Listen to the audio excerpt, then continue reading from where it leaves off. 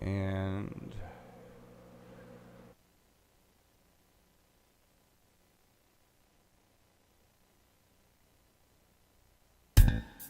one of the primary philosophical issues that compelled modern philosophy was the problem of solipsism. Solipsism is the notion that we, as human beings, are reduced to the contents of our own minds. It's the idea that beyond the self, nothing can be known for certain. René Descartes, father of modern philosophy, was particularly preoccupied with this philosophical conundrum. How do we know that we're not being fooled by some simulation or dream? What the hell? How do we know that we have a body and are not just some brain in a vat? I call quantities. Horror as its ultimate, and I'm that. How do we know that the world we see and people we interact with are real outside of our minds? This shall be the focus of our discussion tonight on the Pseudo-Intellectuals.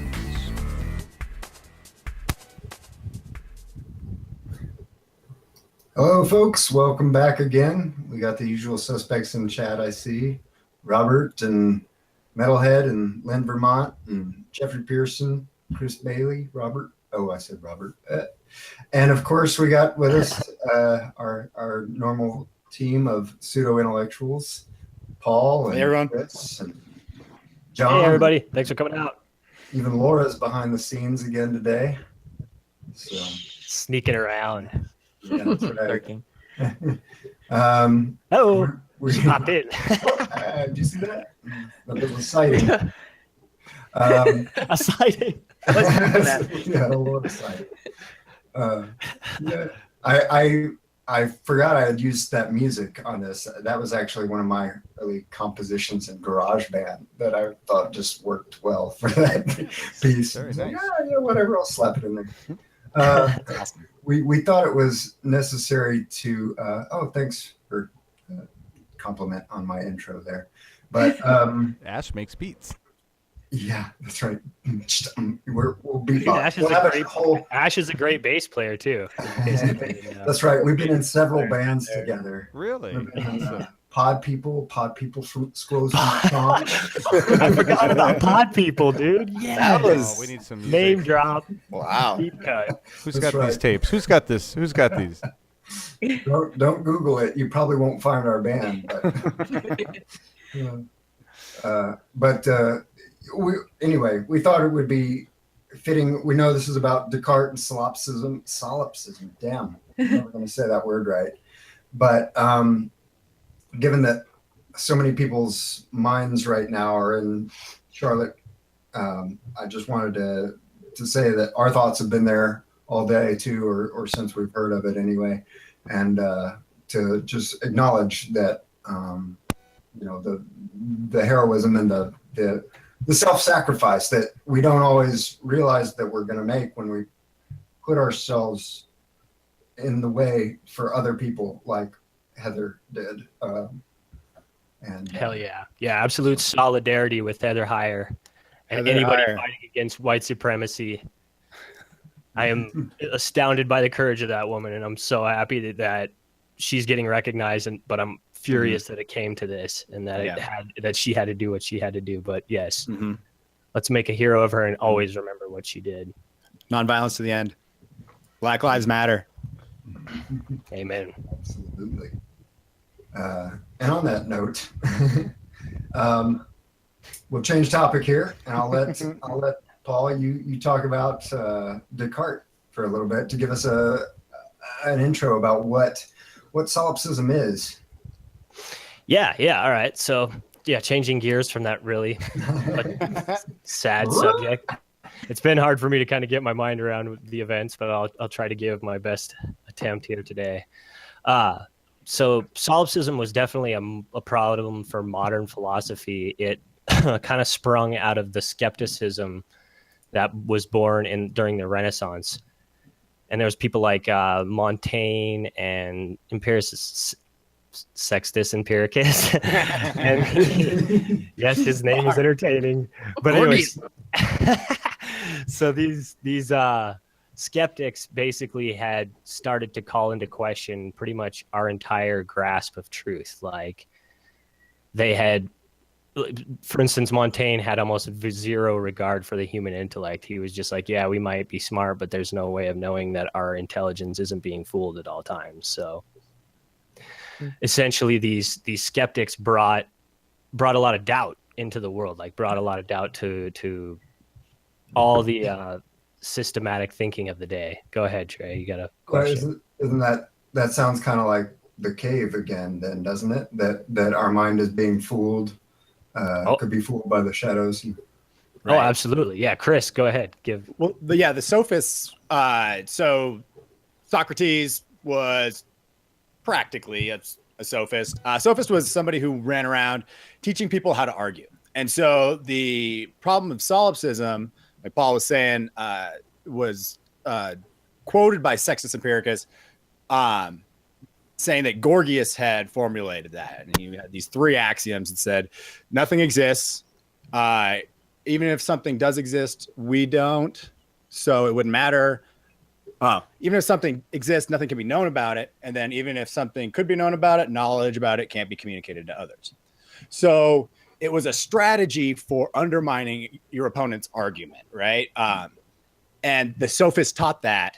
But solipsism itself is still a problem of communication, right? If the whole world is an illusion, then what holds you back from, robbing a bank or not killing yourself, like from our first show, or any of these other things?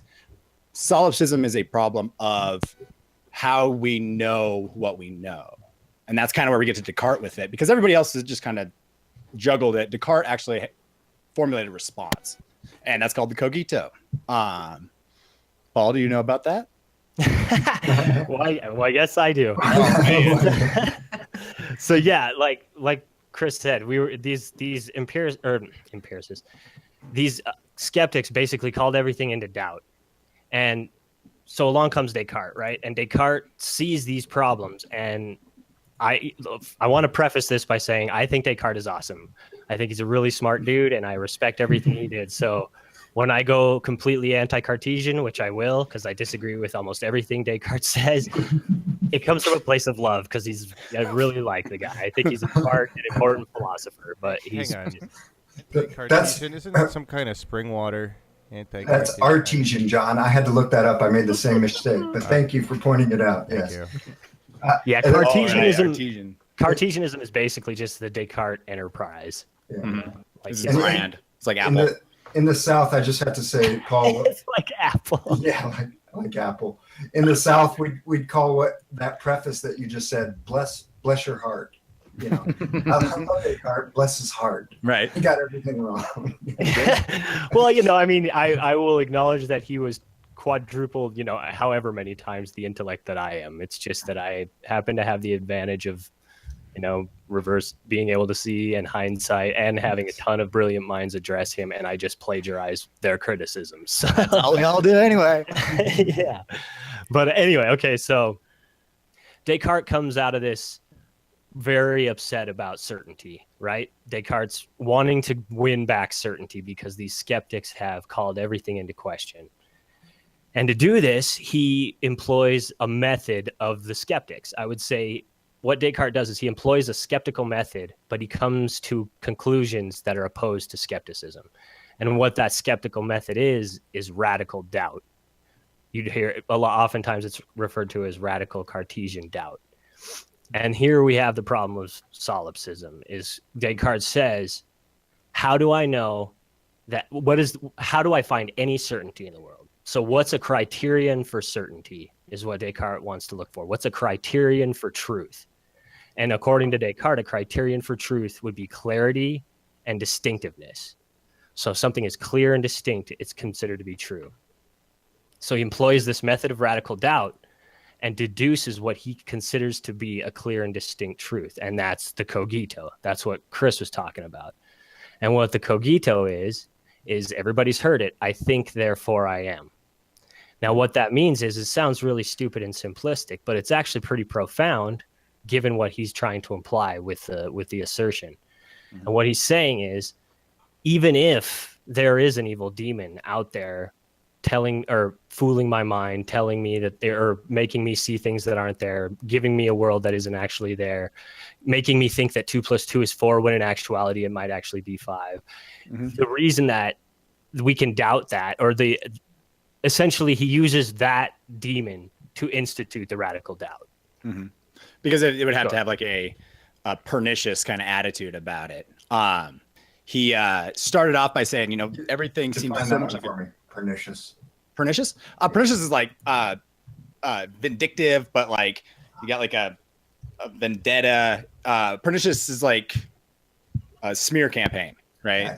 Gotcha. But he goes through all these different ways of doing it, and the evil demon is the third argument he makes. The first one is about dreams, because dreams seem so real. It's so hard to say I'm not in a dream right now, and that the experience of being in a dream is as real as being, sitting next to his fire like he was the night before, when reality he's in bed and he's dreaming about being next to his fire. So he tries to say that in order to achieve this radical doubt, he has to dismiss anything that could be proved to be false or unfounded. And so the evil demon hypothesis ends up being, at bottom, could somebody be telling me that I'm experiencing what I'm experiencing without me actually being there, like being in a dream? And that's how he establishes the self, is even if the evil demon is deceiving me, I would still have to exist as a thinking thing to be deceived. Right. So the self is established as a thinking thing. And that's where the criteria. Yeah, exactly. And so thinking doesn't make you exist. You only know that you exist because you know that you're thinking, right? So it corroborates. And that's the cogito.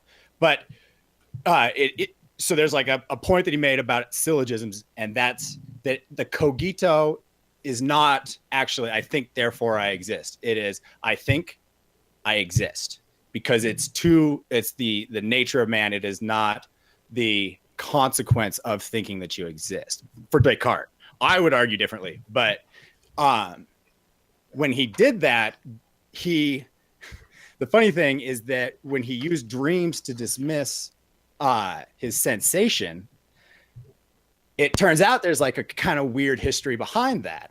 John, you got that video? The Terence McKenna one? I do, sir. Nice. Terence McKenna was a true scholar, but he talked a lot about like magic mushrooms, so everybody like kind of dismisses him.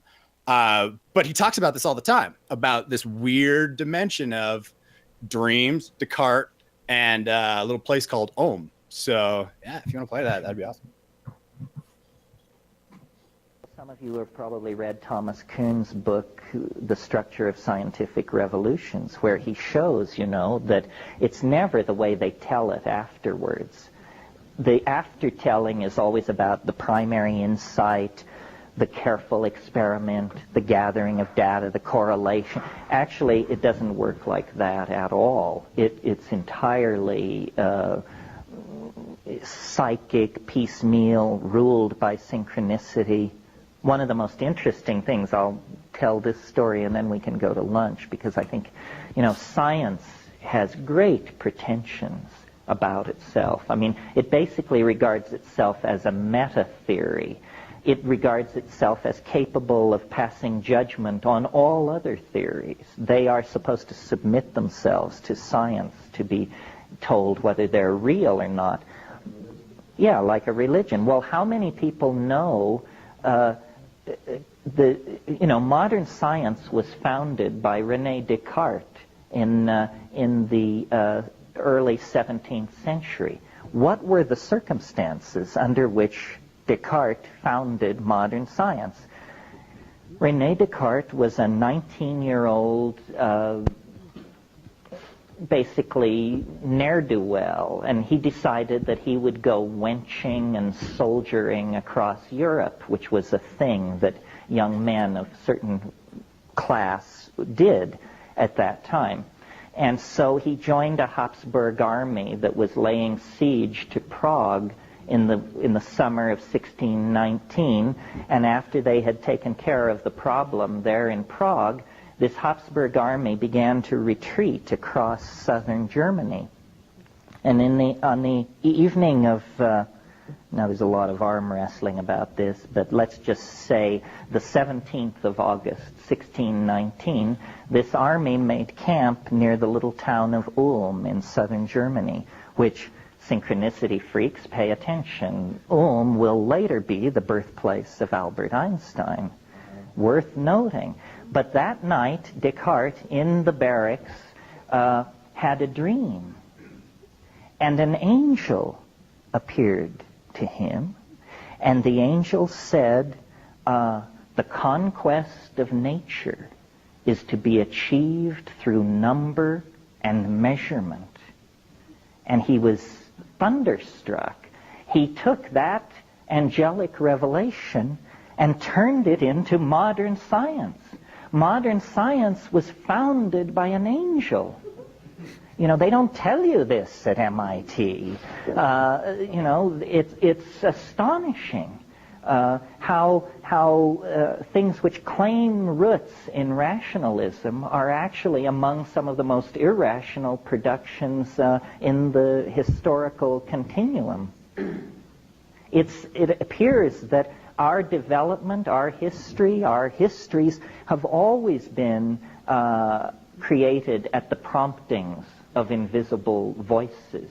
I mean, Socrates, who is at the very center of what's called thinking by Western civilization, Socrates had a demon, D-E-A-M-O-N. It was a little voice. It was his crap detector. It told him the difference between profound philosophical thinking and bullpucky. And so, the edifice of Western thinking built on Platonism owes its debt to an invisible agency speaking from hyperspace. So does modern science a la Descartes. How much more of this? I mean, we don't care if artists talk to angels because our definition of them is that they're screwballs. But to believe that an enterprise like modern science has to trace its way back to the same ecstatic roots is, I think, very suggestive that the world is stranger than we can suppose, and that we need to open these channels of communication to these invisible worlds. Probably the next great paradigm shift will be enunciated by a mushroom, an angel, an elf, an alien, what have you. And see, to me, those sort of epiphanies are just that. They're not. I feel like when I hear that, I feel like McKenna is over accentuating the dream aspect of it or the angelic aspect of it or something. Again, that's my hyper rationalization of a scientific method that I value. Yeah. I hope he's wrong. About which part? About all this. I mean, I hope he's right. I should have said that. Like I'm listening to you, Ash, talk about the rational side, going, yeah, that's just everybody has an invisible voice and demons and all that. But I hope it really is aliens and little weird people. And, I mean, that'd be so much more interesting. I'm ready for that paradigm shift. Why not? But he really lost me at wenching and soldiering. And to hear him talk about it, wenching, he went wenching and soldiering, which was a thing in the days. Young boys would go wenching and soldiering around the towns. Oh, I think it's awesome. I love how articulate and uptight he is about it. I think it's hilarious. Do you think he thinks about wenching and soldiering? Well, I think it's just the most appropriate term, and it kind of puts him outside because it's not adjusted. But yeah, no, that dude has ideas I struggle to wrap my head around, especially about the elves. But when it comes to Descartes, that's the whole point, is that he tried to dismiss his doubt by dismissing his dream. And that's where he started to go wrong. And that's ultimately what it kind of comes down to, is that the Cogito is awesome. It's super awesome because it resolves a problem simply. He then goes on and says, because of the perfection of God, I could not imagine somebody more perfect. That means that God has to exist. And his argument is done. That's his ontological explanation. That's for what it's God. called. And so that's where I think Terence McKenna's point becomes really salient, is that the process that he created this endeavor of science under was given to him in a format that he couldn't, and weirdly, he was a peer of Galileo and had seen what had happened when Galileo had published his ideas about the celestial orbits, right? And then was Didn't go over well. excommunicated from the church. Yeah. But Descartes also had a similar treatise that he was trying to publish and chose not to after seeing what happened to Galileo. So I think that Descartes also had a kind of unfortunate personality, and that for whatever greatness he had, he compromised. That's what I think the ontological argument ends up being. You agree with that, Paul? I'll be honest, the Terence McKenna video, I am completely it's lost on me. I appreciate some of the stuff he said, but I had no idea what that, like, how that related to solipsism, I guess. I would. Right. So he, Descartes, the Meditations were like his third writing, something like that, because he wrote the Discourse on Method first. So the Terence McKenna is, his big point is that language, or the world, is created by language, right? So the way that we confirm our experience of the world is through language. And then he talks about the elves, which is a DMT trip. Do we need to go down this road? These elves make objects out of words, right? And so his bend is on how words work, right? So this angel giving him this prophecy is how Terence McKenna would say that the angel was trying to save religion by creating something to balance it out. So by creating science, science was a reaction to the way of knowing through the medieval period, which was mostly Aristotelian, right? And so Descartes tried to challenge he was a rationalist, the analytics, which was Aristotle, by focusing the brain in the mind. But he was raised in this is Descartes. Descartes was raised in a Jesuit, or went to school in a Jesuit college. So the audience he was writing to, he had to have this dimension of religiosity. Belief. He had to have belief. Right? Exactly. Especially considering his attitude about what happened to Galileo, that the presentation of the message that the conquest of nature will be accomplished by rule and measure and number, was the angel saying that you will succeed in conquering this through science, right? So Descartes brought it forth, but he chose to compromise in it, and in doing so, he took away the essence of his message and turned it into an enterprise. And so that enterprise would be modern science, is what I would say, is rationalism. What were you saying? Yeah, one of the things that I remember Descartes was trying to avoid, that in my opinion, he completely failed, was I think it's called fideism or fadeism, and that is just it's basically truth is revealed through divinity. Right. And he wanted to not have to ground truth and reality in God. Right, but exactly. We already proved, because in the end, he had to depend on the ontological argument to gain back the world. Mm-hmm. Right. So essentially, that's what happens is he set out on this enterprise to defeat solipsism, or to prove solipsism wrong. And to do so, he thought he needed to overcome fideism, and he just didn't do it. Right. Because in the end, he was just like, well, if there is an evil demon, actually, I think there's a God that's all powerful and all good and all caring. And then what's the difference? So an all powerful, all good God wouldn't fool me about things. So I just had, it's basically just faith again, you know? Yep. It's a straw man argument. I want to hit some comments here, guys, because there's some really wonderful ones that, in a way, don't make any sense. So some interesting. Good. What you guys are talking about is Jilly Love said it before. Is your mind blown yet? Just a couple things. Jay Pearson says what I think makes a lot of sense. You Hey, have to nice. be uneducated to believe, which sounds like where this is going anyway. Basically, that it's kind of a historical thing that throughout history, smart people have to dumb down things for the powers that be, or else they die, right? In Galileo's case, yeah, exactly. Well, yeah, in everybody's case. See, Michael Stapleton gives me a tweetable version of solipsism, is the notion that the only thing that can be experienced and proven rationally is the first-person experience. Oh yeah, we should have probably done that at the beginning. I would define solipsism as like we are reduced to the contents of our mind. All right.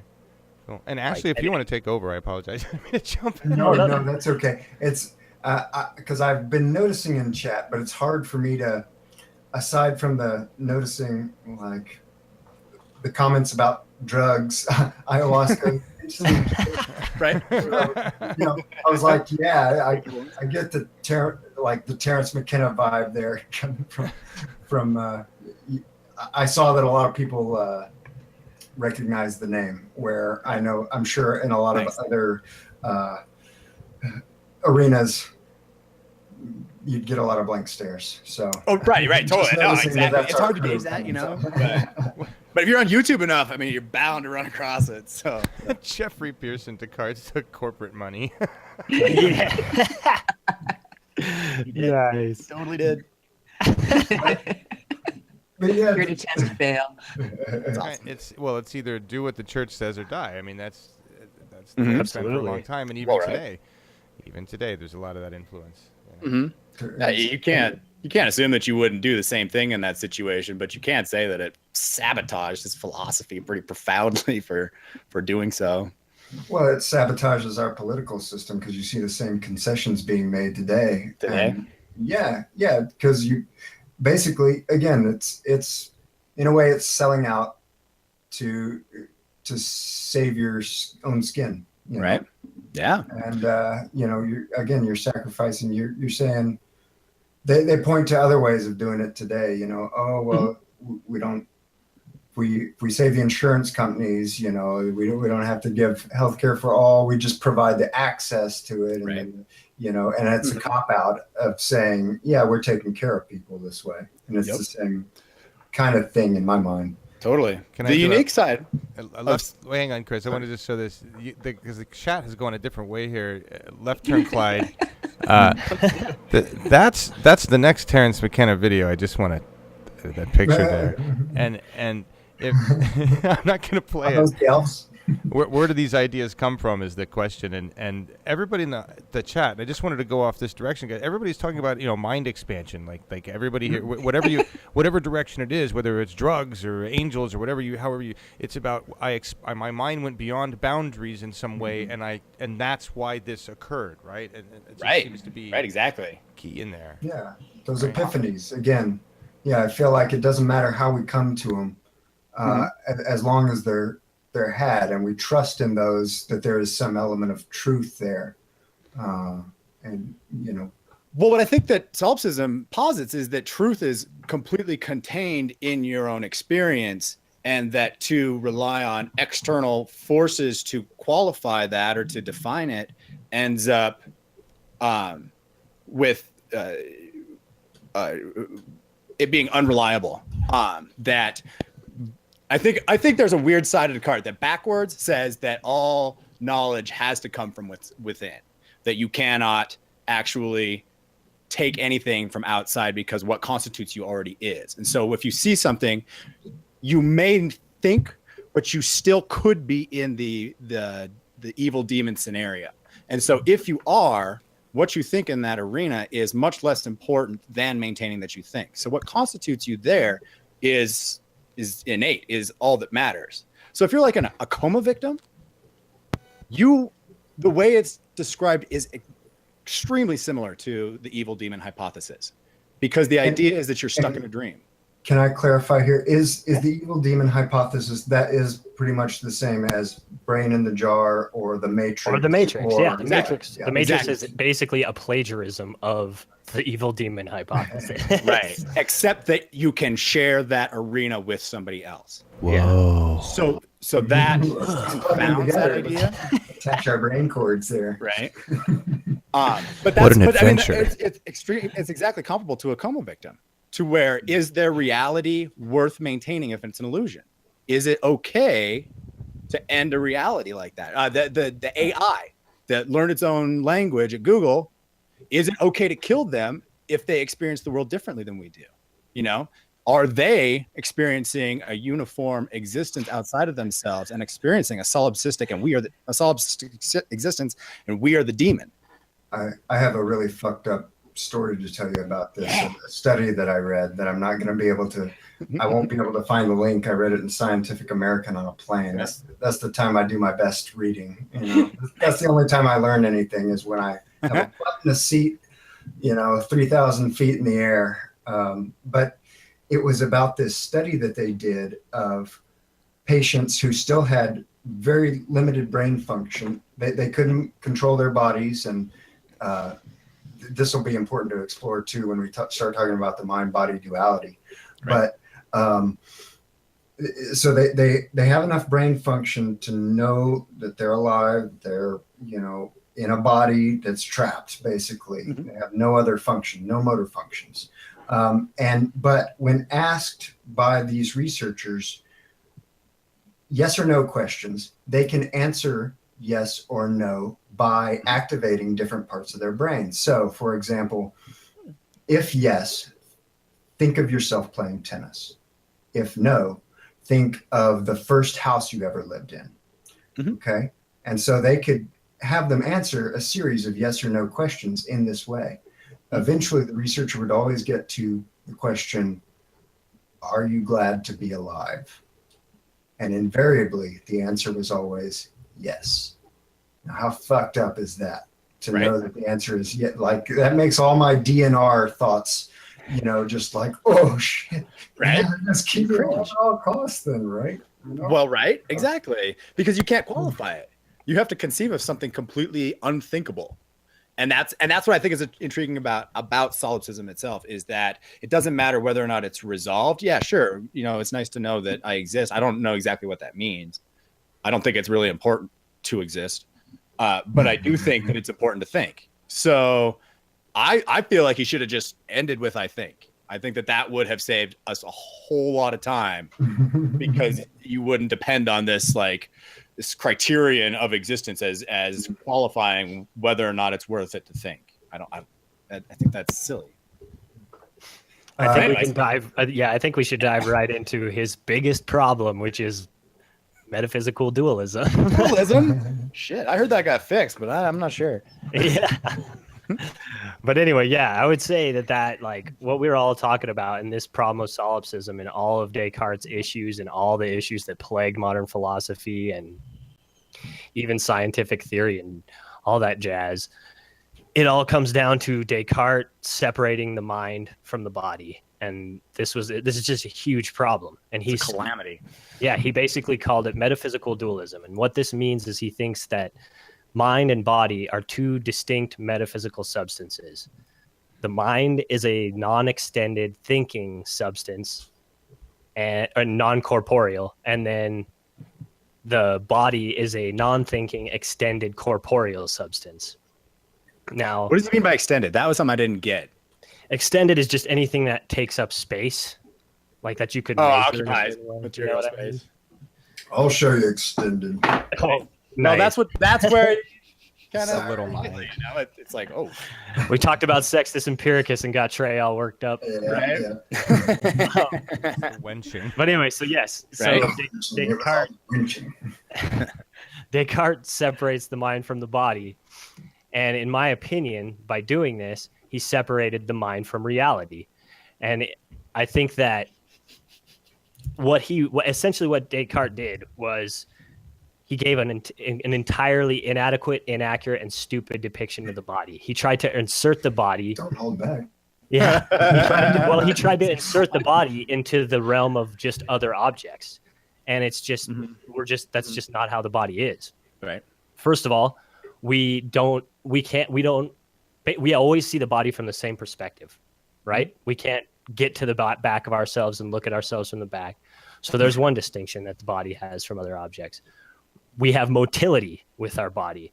Right now, if I think about my toe moving, I don't have to have another object to move that toe. I just will it, right? Like my will can move every part of my body. So in a way, my consciousness is not just localized in my brain, it pervades my entire body. So what I have a problem with is Descartes separates the mind from the body, and it's ridiculous because our body is so lived in perception, right? So that's what gets important. We get down to this idea of perception. Now, when we're in perception and we're receiving stimuli, now that's a bad way to put it, but I'm going to put it that way because that's the traditional way of understanding it. But when we're receiving sensations from the inner world, we're having perceptions of that world. And according to Descartes, all we're doing is getting representations that the body relays from the external to the internal. And I say that that's just incorrect. Our body is not just some vat that our brain inhabits that transfers messages from the outside to the inside. There's a hell of a lot more going on in perception, and there's tons of amazing scientific work being done that's proving that in perception, way more is going on than just a passive acceptance of external stimuli. So essentially, Descartes, by divorcing the mind from the body, divorced the mind from reality. And honestly, it's not that hard to gain back reality by just giving up dualism, because it's ridiculous. So are you saying that the body actively participates in the experience of sensation? Oh, absolutely. Passive participant? Think about the difference between an anthill and a mountain, right? They're both mountains of earth. Right. They're both basically things that you encounter in reality, but one is bigger than the other, right? Right. One I can step over, the other one it takes me like hours and hours to surmount. And what makes that difference between those two things? The size is only significant to my instantiated body. Right. Something is big because it's in relation to my body. You know that reference. Uh-huh. Yeah. Just like spatiality works the same way. There's this amazing experiment that they did where they gave these kids glasses that would invert the retinal image. So essentially everything was flipped upside down. And it's, people wore these glasses for like 2 weeks. And that's how our eye sees anyway, though, right? Because our lenses. Before we get sidetracked. Sorry. Yeah. So anyway, they have people get this inverted retinal image, and for 2 to 3 days, they were completely disoriented and couldn't function. But after a couple weeks, they started to be able to function. And when they would reach out with their left hand, or their right hand, they knew that their left hand was the one that would come out visually. Right. So they were able to orient to that. And what that shows is there's no objective orientation. The only orientation that we gain into our world is based on our bodily orientation. Our body gives us our entire anchor into reality. So this is kind of like phantom limbs. So you have a hand, but you continue to experience the hand after it's gone. Then seeing the space occupied by your other hand in a mirror box allows your brain to resolve the conflict. Well, yeah. Okay. So in the phantom limb example, according to Descartes, we shouldn't experience an arm that's not there, right? Right. Exactly. Physically speaking, that arm doesn't exist. Because there's no nerves to spark it or to experience it. Not there. You're experiencing. There's soldiers that have had their arms blown completely off, but they'll talk about how they can still feel the pain in that arm, especially when they can't relax. Yeah, they can. Right? Yeah, they'll feel it like gripping really hard or something. Right. They're like, and that's what the phantom box helps resolve, is that feeling of control over something that's not there. Perfect. So what we have here is we have an arm that doesn't exist that is being experienced. So that would suggest a purely psychological explanation. But when you sever the nerves, like what you were talking about in that box, which is a physiological alteration, the phenomenon is abolished. Right. So you can give neither a purely psychological nor a purely physiological explanation for the phantom limb. And that's just another microcosm of perception. Right. So perception is not the mental operation that Descartes reduces it to. Perception is a psychophysiological, ambiguously synthesized event where we are in embodied consciousness. That was a serious phrase, my man. You say it again?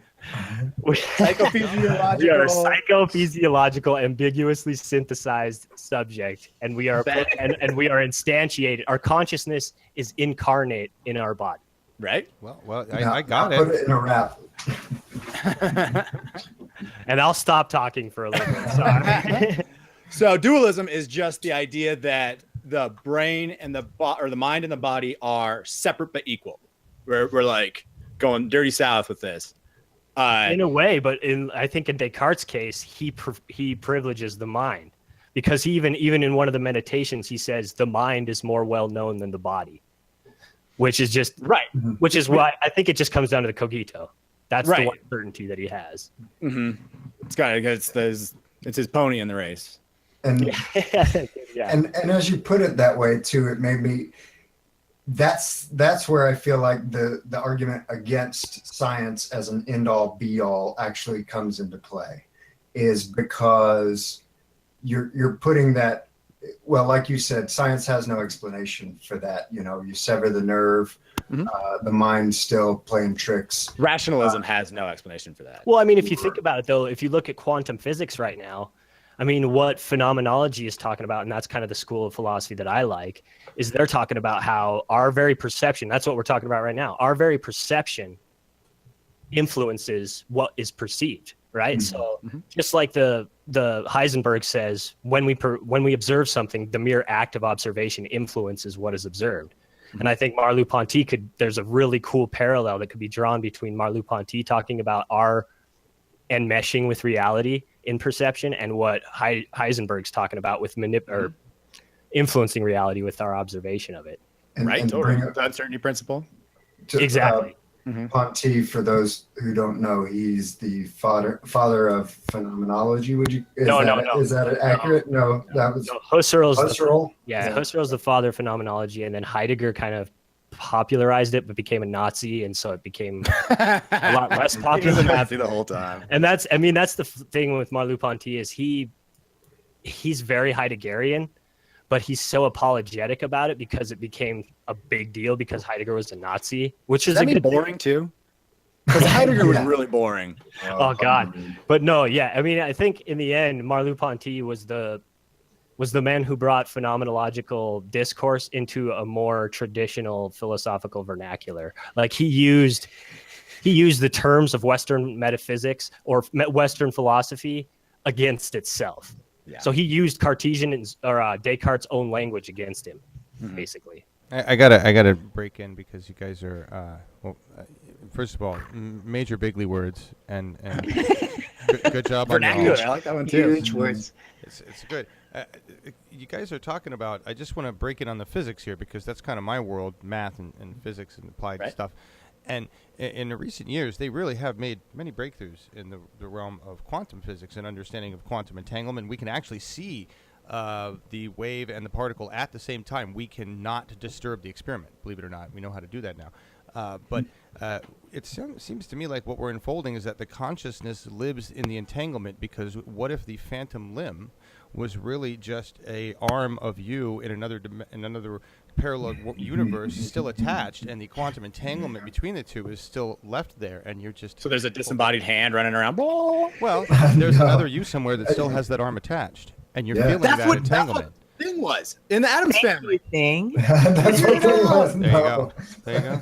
And I think it's such a cool representation of how much our body means to us. Like even when we lose a freaking limb, we're so habitualized to gearing into the world with our bodies that of a limb that's missing, we still act as though it's still there. We still feel it. That's how prevalent our body is in our everyday experience. And that's, it's almost insulting how much Descartes just neglects the body. He's just like, I don't want to think about it. I just, what I think? He just wants to get that darn dualism out there. And it seems like he just collapses into like idealism and starts, in the end, Descartes' philosophy is just a discussion of the definition of terms. It's rationalist idealism. Right. A rock in chat. They're using big words in chat too. I just want you to know. I have a question. Did you really say Heisenberg when you meant Heidegger? No, Heisenberg. Okay, you meant both. I was just gonna. Heisenberg was a physicist. He was part of the. Oh, okay. Wrong Heisenberg then. Not Frankfurt School. What was the? Oh, the Copenhagen. Right. Convention. Okay. Yeah, that was like Heisenberg, Bohm. I think Einstein. No, that was earlier. He was later. It was like a symposium of those guys. But Quantum world, and that was before he became a meth guy. Just everything. Right? Well, he made some money. I think that was important. Everybody loves that blue stuff, man. They're talking about it. Yep. But yeah, I think that in the end is like Descartes' big downfall is his dualism, because then I think all his philosophical problems stem from that. You have what we were gonna talk about with his problem of a representational theory of perception, which is, I think a lot of the modern philosophers or contemporary philosophers call it the Cartesian theater, and it's just basically treating the body as this passive like vessel that our brain is like a vat, inhabits like a vat. And that's just not how it is. That's not our lived experience. And I think that it's just too bad that he, had such a just depleted idea of perception.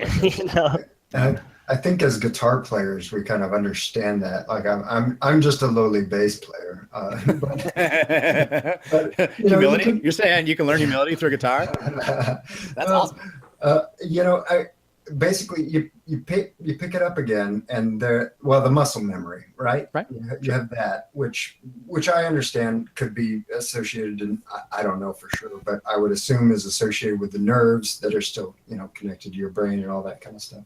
Reflexes are processed in your spine, so that as the repetition occurs, it doesn't have to send the signal to the brain all the way up this brainstem to actually be processed and waste more energy. So reflexes are a energy conservation strategy where the processing occurs in the brain, in the spinal column, where it connects, rather than going all the way up to past the brainstem.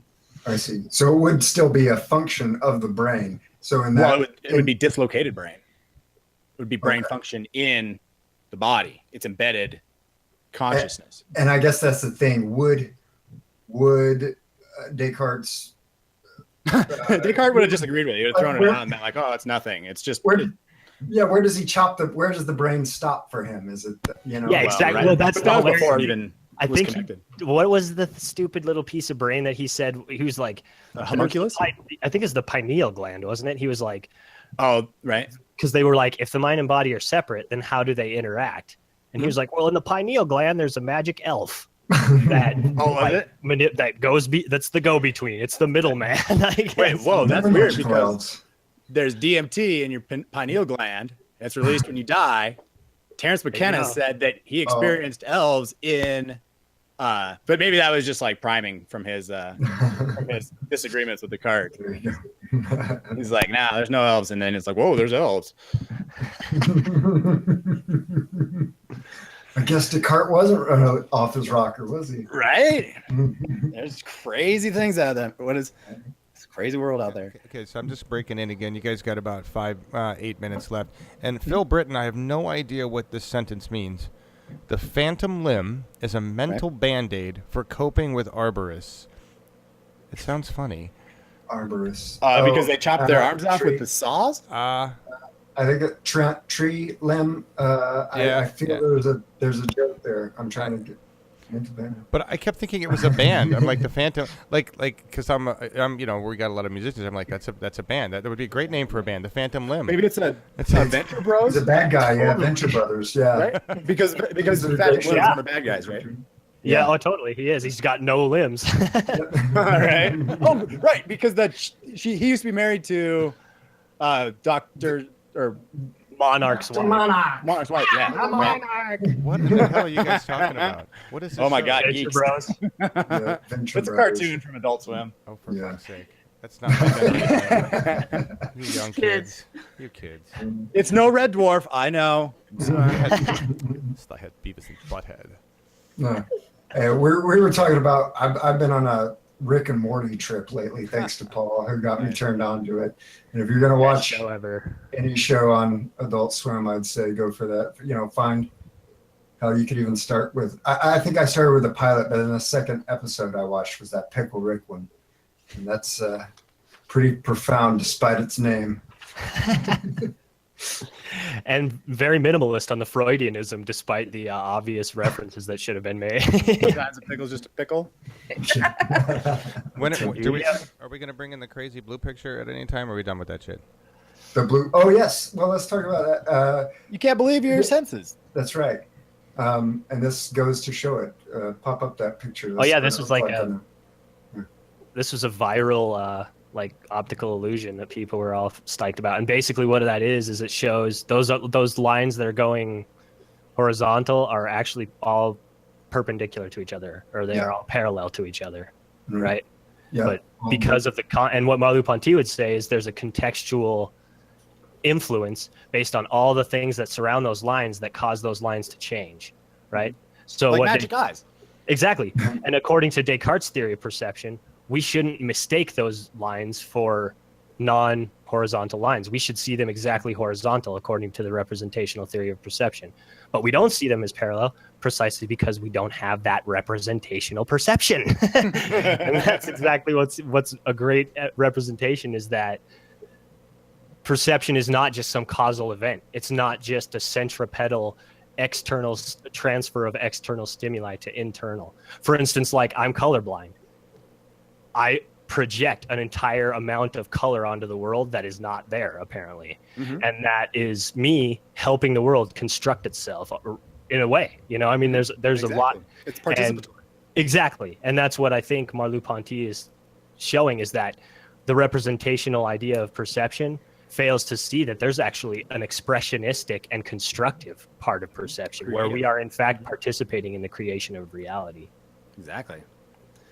Yeah, we are literally part of this world, and to pretend that we aren't is an illusion, just like those lines. Can I give this? Hold on. Can I read this one thing that I wrote for the solipsism wrap up? Do it. All right. So this was I just wrote this today. It was the world is out there because its constructions, objects, and styles are transcendent to my perceptual perspective. Its ambiguity and inexhaustibility are its transcendent features. The world I perceive is not the world as thought about, as Descartes' theory purports. Instead, the world I perceive is the corporeal setting where my incarnated mind reaches out toward and enmeshes with reality. And that's what I just wanted to say. That's what. Nice. That's awesome. Yeah. Beautiful. That it's aspirational, that your participation in the world is intentional and is effortful. Yeah, intentional is a great way to put it, because that's what phenomenology talked about, was intentionality. And they said that merely the existence of consciousness implies the world. And that's actually, there's another thing. That's another thing I wanted to talk about, is how when Descartes says that he doubts the world, he presupposes the very thing that he purports to doubt. So when he says, I doubt, like, how's the best way to say this? So he says, I doubt the world, and that presupposes the worldedness of our existence. And since we are a species that is worlded, he's already presupposing that we are worlded. The experience of the world is something you have. Does that make sense? It's like we are already predisposed to assume worldhood. And so doubting the world. And not like a Chomsky language box kind of a way where you have something in your brain that says this is the experience of the world. There's a referentialism to it. If you think about it, if we are going to say that there's a distinction between the imaginary and the real, then you're going to have experienced a distinction between the imaginary and the real. An experience of contradiction. Exactly. You're going to have to know that distinction in order to say that it even exists. So he just makes a lot of assumptions, and I think that they're silly. Again, but then you have to define the other again, right? It's like that conversation again, you know. we could never define what is not worldly consciousness, right? Exactly. We will never understand it. Or although because even the brain in the vat, we pretend we do, and we call it God and everything else. Oh, dude, even the brain in the vat is still a spatial relationship that we give to the mind. It's spatially located in the vat, you know, because we can't conceive of anything non-spatialized really in that way, you know. Yeah. Anyway, So more I'm gonna respect to the song. body. Is that cool? Are we? We good? All right. Yeah. Tell us about that. So this Charlottesville thing has I really don't know how to feel. I want to be a part of it. I don't know how. I got really into underground hip hop when I was in college 10 years ago, whatever. And just happened on Brother Ali. And Brother Ali is this awesome rapper who I never hear anybody like positive, like rap as positively as he does. And so he just put out an album called All the Beauty in This World, I think. But there's the second song is called Own Light, What Hearts Are For. And we got a version of him performing it live to lead us out. So I'd like to thank Uphill Media, John, Laura, everybody for coming out. Thank you so much. This is so much fun for us to do. Please like and share. Come back next week. I think we're going to do trauma and coping mechanisms. Right? Thanks everybody for coming out. Yeah, so it's going to be fun. Please keep coming back. This is so much fun. Thank you everybody in the chat. Metalhead, Jeffrey Pearson, all you guys. Thank you so much. Jilly Love. We love you guys. And in solidarity with Heather Hyatt and all the people fighting white supremacy. Black Lives Matter. Black Lives Matter. Absolutely, Black Lives Matter. So what's this tune? What's it called You ready? again? Are you ready? Own Light by Brother Ali. Awesome. Thank you, guys. That was Own awesome. Light. Well done. Thank you, Thanks, everybody in John. the audience. You did a good job there. Thanks, Everybody. Laura. Thank you. Thank you so much.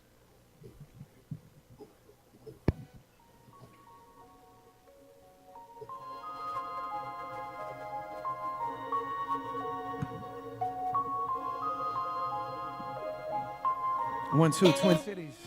It's Brother Ali, I'm in the current. Happy to be here. You're not using your heart for Thank you. what hearts are for. They've been trying to shut us down our whole life.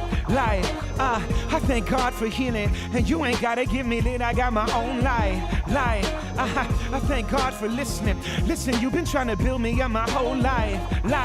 I thank God for building. You ain't gotta give me lit. I got my own life. I thank God for living. Lately I feel like a stranger. Maybe I ain't from here. World's going crazy.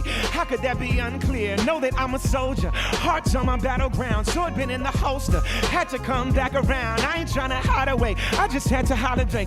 I ain't got a lot to say, but the ancestors, ma'am, speaking to the whole globe. Numbers don't occur to me. You can listen solo, cause you're the whole world to me. I jump in with both feet, nothing low key. You can find me where I'm supposed to be, where my folks be. If you listen very closely, you know who chose me. Nothing that I own owns me, and so I'm so free. I remember being hungry, needing groceries, nighttime getting no sleep till my nose bleed. Got a message to these police. You're not using your heart for what hearts are for. They've been trying to shut us down our whole life. I thank God for healing, and you ain't gotta give me lit. I got my own life. I thank God for listening. Listen, you've been trying to build me up my whole life. I thank God for healing, and you ain't gotta give me lit. I got my own life. I thank God for living. Not for 1 second, I believe what you're telling me. I know you invent the disease and sell the remedy. Universe is sending me centuries of memories. So the very breath that I breathe is all I ever need. I got that Muhammad Ali up in my pedigree. Yes, I'll be speaking my peace up in my 70s. Ain't worried about you threatening me. I'm just being honest. I ain't buying fear just because it's all they got left. We just wanna make love till we wake up. I believe whoever made us envisioned greatness. You know they love to paint us with the same brush and wanna entertain us till we fill our grave up, and that's okay. But when it's all said and it's all done, and I look back at the trophies I won, I will only count one. I'm using my heart for what hearts are for. They've been trying to shut us down our whole life. I thank God for healing, and you ain't gotta get me lit. I got my own life. I thank God for listening. Listen, you've been trying to build me up my whole life. I thank God for building. You ain't gotta give me that. I got my own life.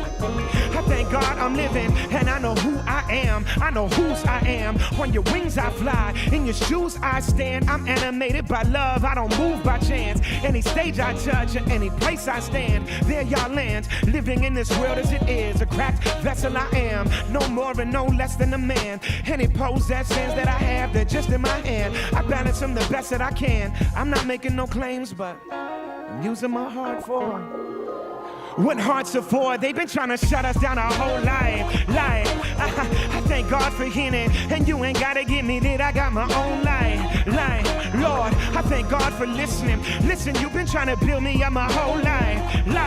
Allah, I thank God for hearing. And you ain't gotta get me lit, I got my own life. I thank God I'm living, just reflecting all the beauty in this whole life. Sitting here in all the beauty in this whole life. اللهم صل على سيدنا محمد وعلى آله وصحبه وسلم تسليما.